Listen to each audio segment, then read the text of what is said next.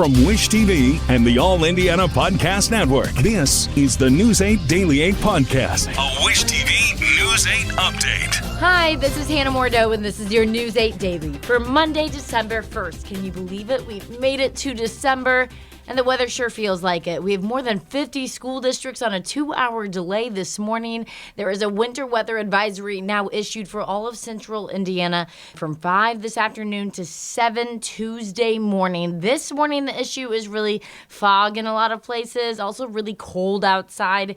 Temperatures will be in the mid-20s today.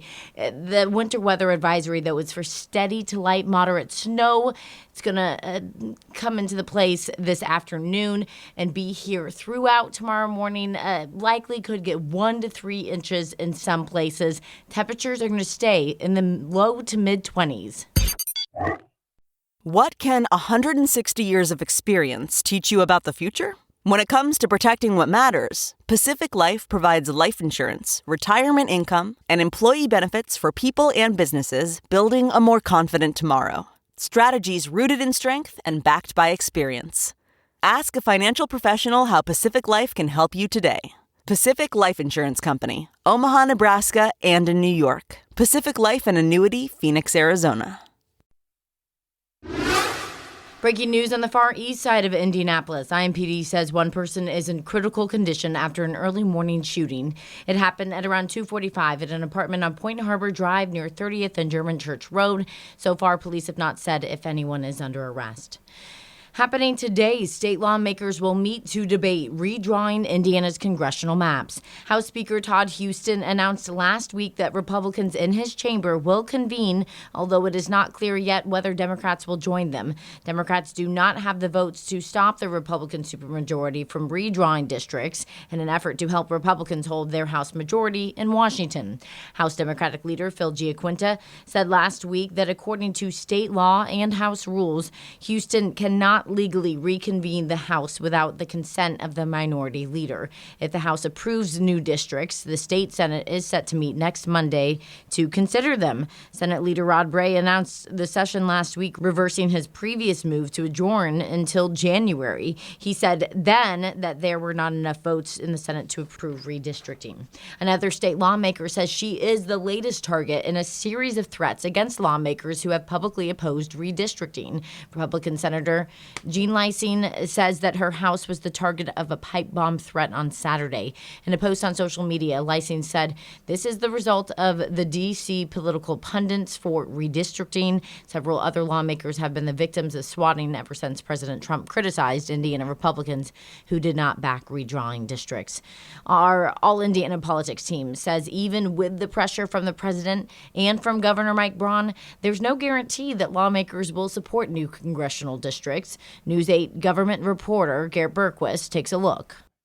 Lawmakers' decision to meet on Monday reverses their earlier vote to adjourn until January 5th.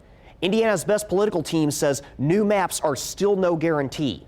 I believe there's a lot of pressure from the White House for them to have a vote. With the fact that the House is saying that they have the votes to get it past redistricting, I think that they want Speaker Houston to have a vote, because if it passes through the House, then it puts an immense amount of pressure to the Senate. Additionally, if they wait till that January deadline, then they have to change the election calendar, which means most people probably realize that the primary is the first Tuesday of May and the general is the first Tuesday of November. If they don't pass these new maps in December and they wait till January, then there's a huge issue with having to change the election cycle. And so that could cause serious problems with changing those election deadlines. Dana, both Governor Braun and members of the Senate say Senate Republicans are split roughly 20-20 on this. Now, if you add in the 10 Democratic votes, that would, in theory, mean a 30-20 vote against redrawing those maps. How likely is it that math stays the same? Well, I'm going to be honest with you. Republicans have not proven to me that they have what it takes to stand up against Washington, D.C. and stand for Hoosiers. Listen, you guys can talk about having the vote on the record and all of that other good stuff. But the bottom line is majority of Hoosiers do not want redistricting. Dana, as we see, there's at least 8 Senate members that have been swatted. They are standing against the White House and standing against redistricting. I'm not sure if redistricting is the right move for Hoosiers, but I think that it'll be interesting to see the vigorous discussion between the House and the Senate. And also, we don't know if it's going to be a 9-0 map. It could be a 8-1 map. I believe if they go forward with redistricting, I believe the turnout is going to be higher than Republicans anticipate, and they're not going to have the outcomes that they were hoping for, because you can't continue to disrespect your constituents and going against their will and expect to be reelected. You can see in-depth discussion about the issues that affect you just like that every Sunday on All Indiana Politics. It airs at 9:30 in the morning only here on Wish TV. I'm Garrett Bergquist for Wish TV and WishTV.com. Fishers police say officers arrested a teenager for bringing a gun to a basketball game at Hamilton Southeastern High School. The school athletics department says there was a fight between visitors after Saturday night's game. Fishers police say a teenager left the school grounds and was caught by an off-duty Hamilton County Sheriff's deputy. Police say the suspect tried to hide the gun, but officers later found it at the school. No one was hurt, and police say the suspect is not a Hamilton Southeastern student.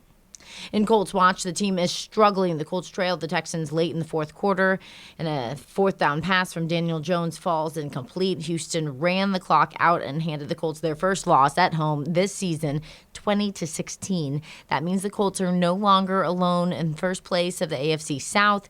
News 8's Andrew Chernoff talked to the coach and players after the game. For the first time this season, the Colts find themselves on the losing end of a game here inside Lucas Oil Stadium as the Texans beat Indianapolis by 4 on Sunday. The story of this loss, similar to the story of last Sunday's loss, the Colts' lack of offense. Indianapolis failed to reach 300 yards of total offense for the second straight game, and that's something the Colts realize needs to change going forward. Starting with myself, just making those 3 or 4 plays, to finish games, at the end. I think that's what we got to do. We got to find a way to do that, put our guys in position, in practice, whatever it may be, to look at those things. We got to get it right. Obviously, that's the first time we've dropped 2 in a row this year. We got to get back on track. I don't think anyone is, no one's losing confidence, or certainly no one is, gonna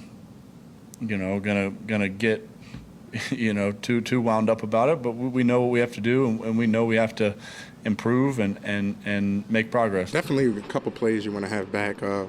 Wish some calls would have gone our way, but at the end of the day, doesn't matter what the refs call. We are the ones that have to make the plays go. So we just got to make sure we help the defense out. We got to get back to playing complementary football. We have 2 losses in a row, games that we know we should have won, but I can't keep coming in here saying we should have won this, we should have won that. We have to really look in the mirror going into this week. Every great team is going to go through adversity in the season. This is the type of thing that hardens you as a team, and it gives you an opportunity to grow and be better. So, we just, at this point, this is where we're going to figure out the type of guys we got in this locker room, type of team we want to be this season. So just got to get back, lock in and focus and be better. With Sunday's loss, the Colts are now 8-4 on the season, tied atop the AFC South standings with the Jaguars. And those 2 teams can break that tie next Sunday when they face off in Jacksonville.